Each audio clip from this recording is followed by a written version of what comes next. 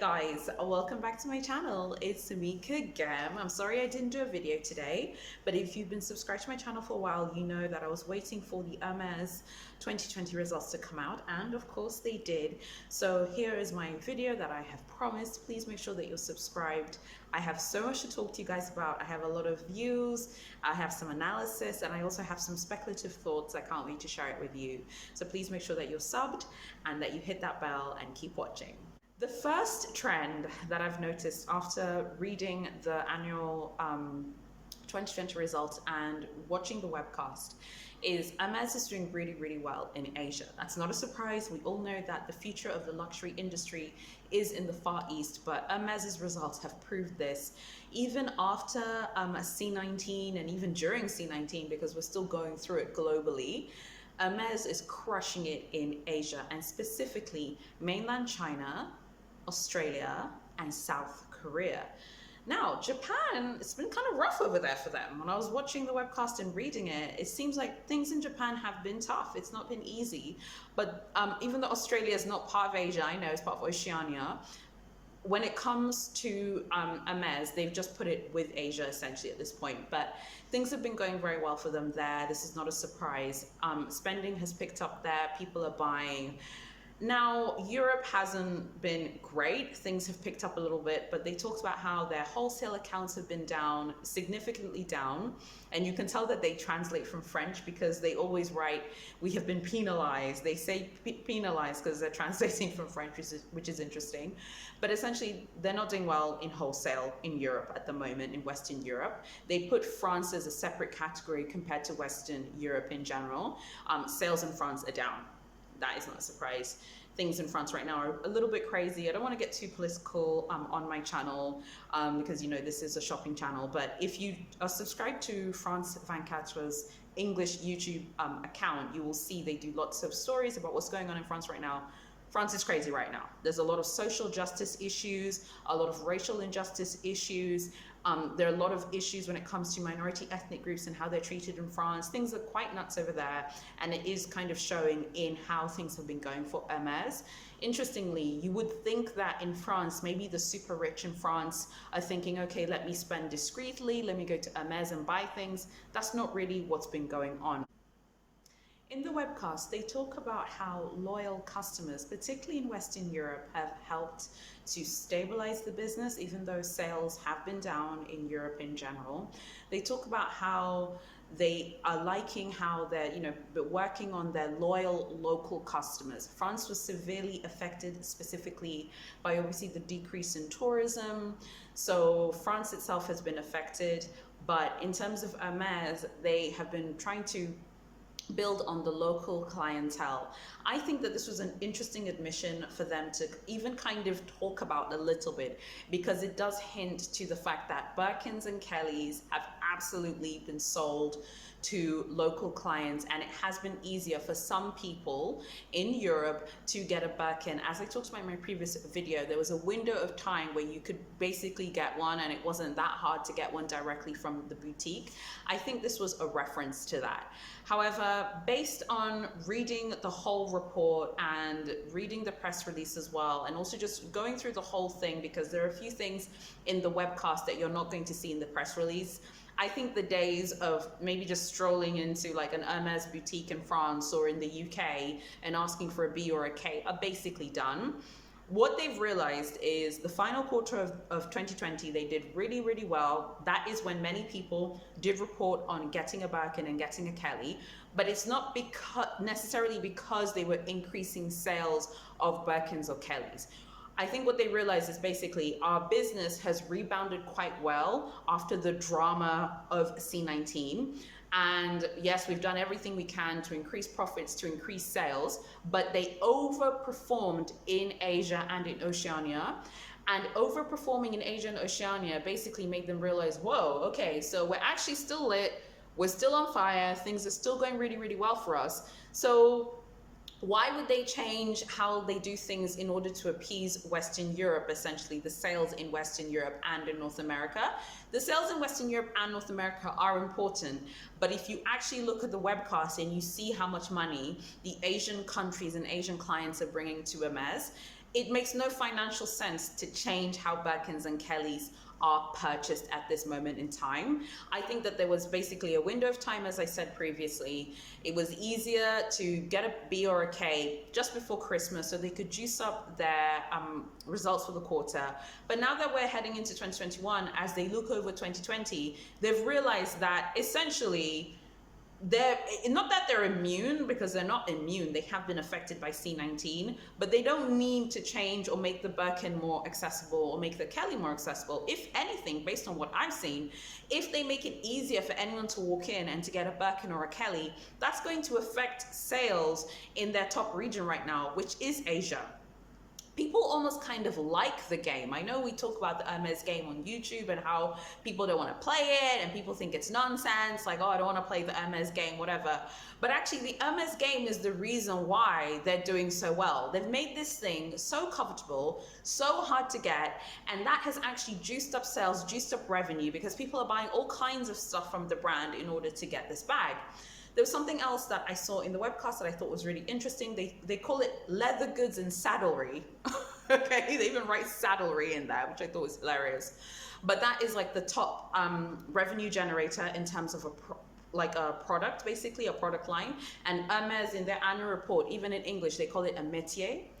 And at the bottom, interestingly, they have something called other. And besides other, they have perfumes and watches, which is really interesting. You'd think that Hermes watches and perfumes would bring in way more money than they do, but they actually don't bring in that much. They bring in a little bit, but not as much as you'd think. So they also have areas for growth.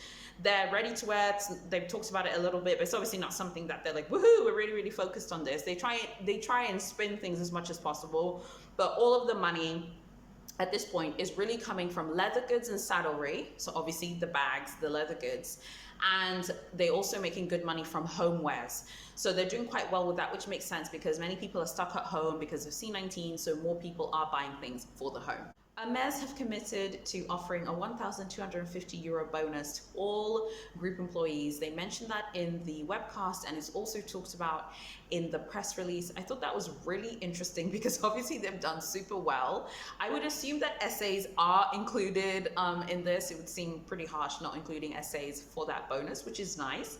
I mean, I think some of you might be like, oh, well, what's €1,250? I think that's a lot of money, especially considering, particularly for the employees who work in Western Europe, like what's going on right now in Europe in terms of lockdowns. I think that money is probably well needed. They also talked about how they're increasing employees. They talked about their sustainability goals, so how they want to like repair more of their products that they're selling to clients instead of just having clients constantly buying stuff.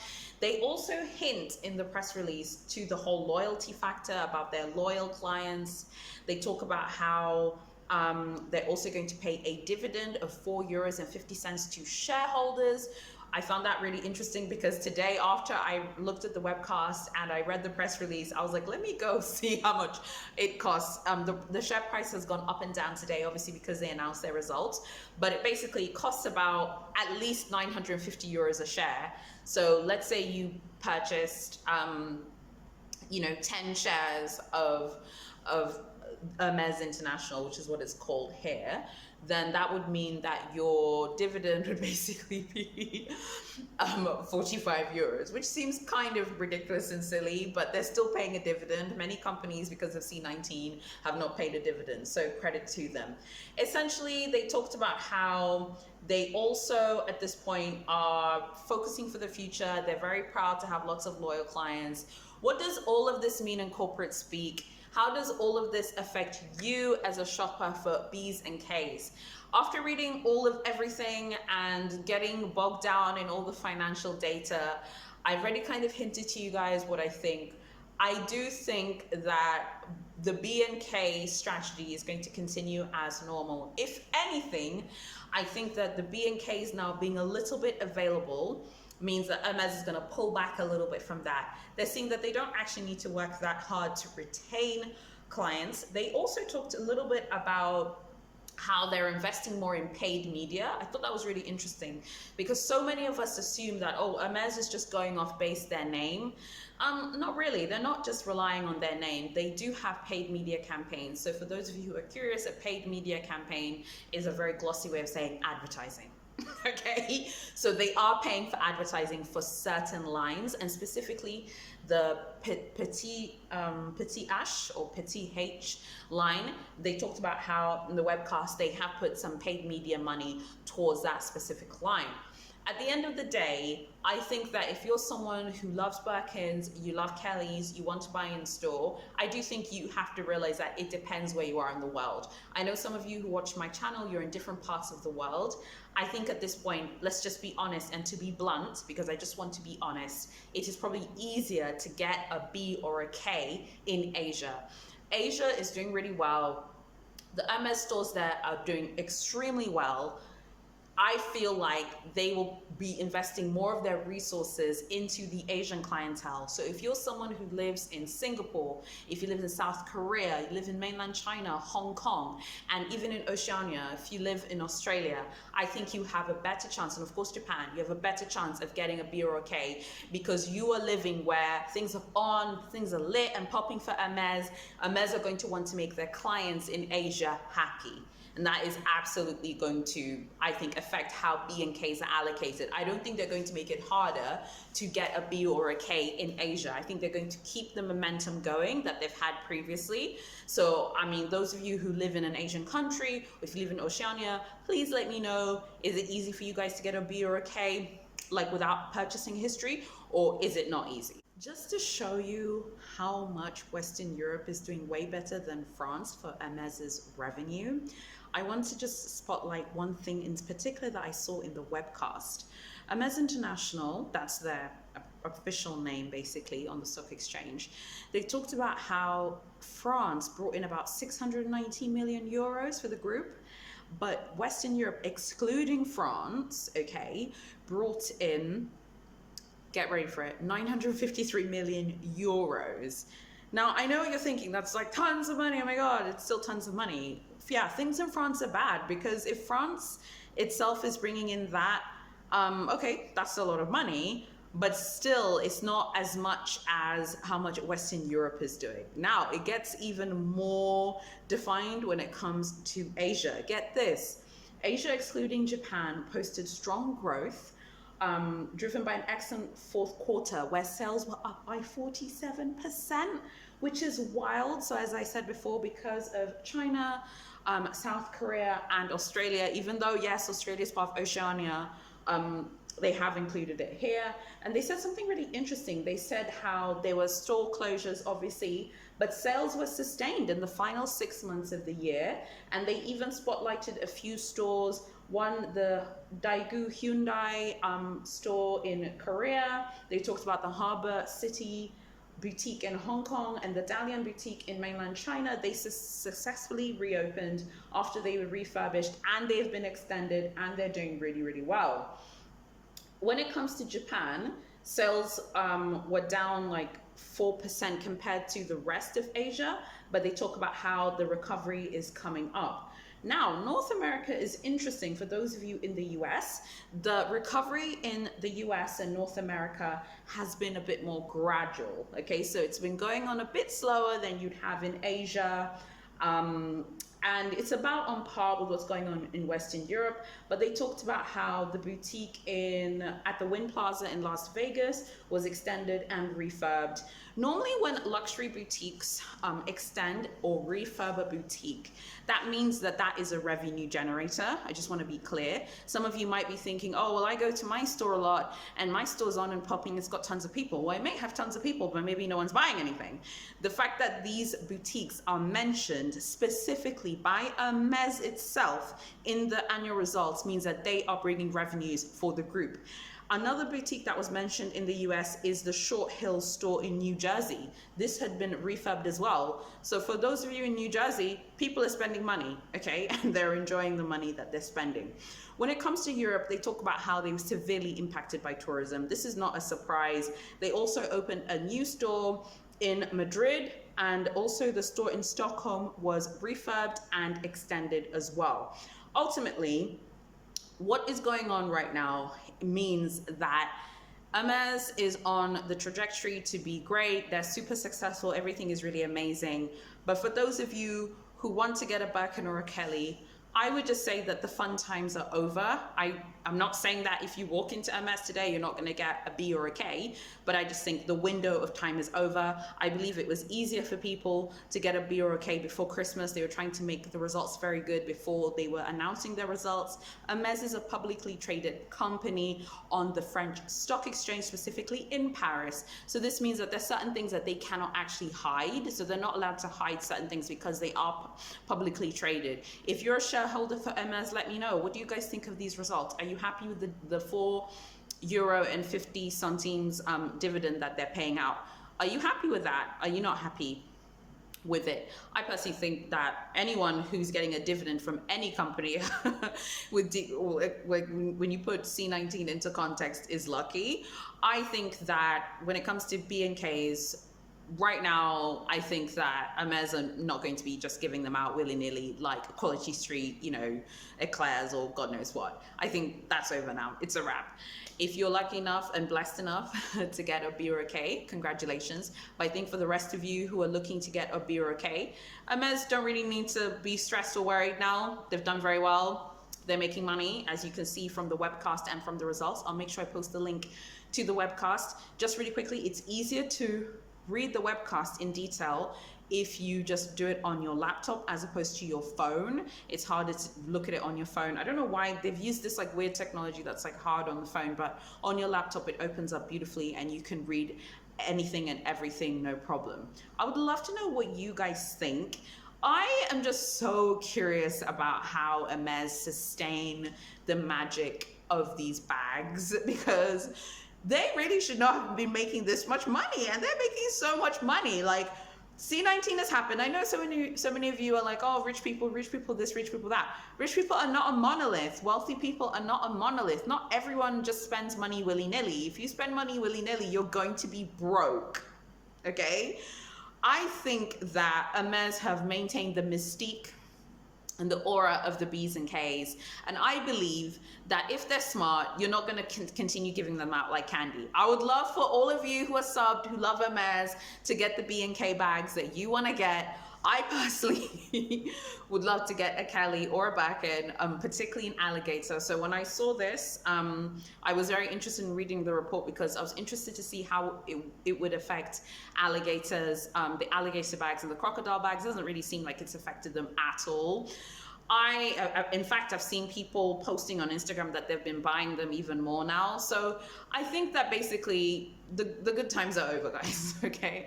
I think we're going to be going back to playing the game. For those of you who want to play the game, I'm happy to play the game. I don't mind. I know some of you don't want to do that. So if you're trying to get a B or a K, you can absolutely try and get one, but they're not worried anymore. I think they were worried in 2020. I think they were a little bit nervous. They'd be like, ooh, snap. What are we going to do? What if things go really badly when we have to do our results? Let's sell some inventory. But I think now they're like, okay, we actually don't need to do that. People are willing to ride with us in different parts of the world, and we don't need to make the B's and K's available to everyone. We're going to go back to making them difficult to get. So I'd love to know what you guys think in general. And just super quickly, I want to mention something that I saw and it like kind of irritated me. I was watching a unboxing, this video is from many years ago, of someone like unboxing and doing a review of an alligator Birkin. I love exotics. If you guys have watched my channel, you know I love exotic bags. I just love them to bits. I don't know why. I just love them, particularly, you know, alligator, crocodile, python, ostrich. I'm really getting into ostrich right now. I don't know why. I like them. And someone was commenting and saying, I don't know why anyone would spend like, you know, God knows how much it is to get an alligator Birkin or a croc Birkin at the moment, or a Kelly. I don't know how anyone would spend that much money, you know, buying a bag. I have made my own Birkin and I've done it myself and I'm selling them now. And I just like responded to this person. I'm just like, respectfully, like, no one is checking for your bag, okay? And I don't understand why people whinge, moan, complain about Hermes. You are not forced to purchase, and trust me, I'm not someone who capes for Hermes. I am very critical of certain things that they do. I don't think that the way they deal with resellers is sustainable, okay? They didn't really discuss that in the webcast, so I hope in some of their other financial like disclosures this year. They'll talk a little bit more about how they plan to do that. We should be having some more financial disclosures from them in about the next 4 to 5 months. We should get another like announcement from them. But I don't really understand why people get upset about this whole Birkin thing and Kelly thing, and oh, why would you spend so much money on a bag, and I can make something similar. Okay, yeah, you can make something similar, but they are the originators of that shape of that bag specifically. They are the ones who created, and people can say what they want about Hermes. I mean, a 1,250 euro bonus for every single group employee is not a joke. I think they have something like 16,000 employees or something like that. Just so many people are employed and so many households are fed by this company. I don't really see the point of you being like, okay, well, I can make my own bag and my own bag is lit. It's like, no one is checking for your bag, babe. We all know that we're buying a brand. We all know that you could go to a leather craftsman or craftswoman and they can make you a beautiful leather bag. I would prefer if you are a leather craftsman or craftswoman and you're watching this, make your own stuff. Create something unique that I can buy from you or that my subs can buy from you, and don't go drag Hermes and drag them under the mud because you think that you can make something and it costs less. We know it's branding, we know it's marketing, yet we're here. Anyway, guys, I would love to know what you guys think as usual. Don't forget to give this video a thumbs up. It really helps to support me. I love reading your comments and hearing from you guys on Instagram. And also, I have a TikTok now. Please join me on TikTok. Tell me what you think of my Hermes TikTok. I made like an Hermes Birkin themed TikTok. I'm trying to like try out TikTok. My husband's like, I want to see if you're going to keep up TikTok. I was like, I will keep it up if my subs support me. Please make sure that you follow me on all of my socials. I always respond. And if you ever want to chat, just send me a DM on Instagram or send me an email. Reach out to me on Facebook. I'm also on TikTok now. I'm on Pinterest, all that good stuff. I need to know what all of you guys think about Hermes's results. I need to know what you think about my opinion that Birkins and Kellys are going to go back to being scarce. I think the good fun run is over. I also need to know what you think about people whinging and moaning about how they can make their own Birkins and we should buy their cheaper leather goods, which are just copycats of an original idea. Let me know what you think as usual. Thank you so much for watching, and I'll see you in my next video.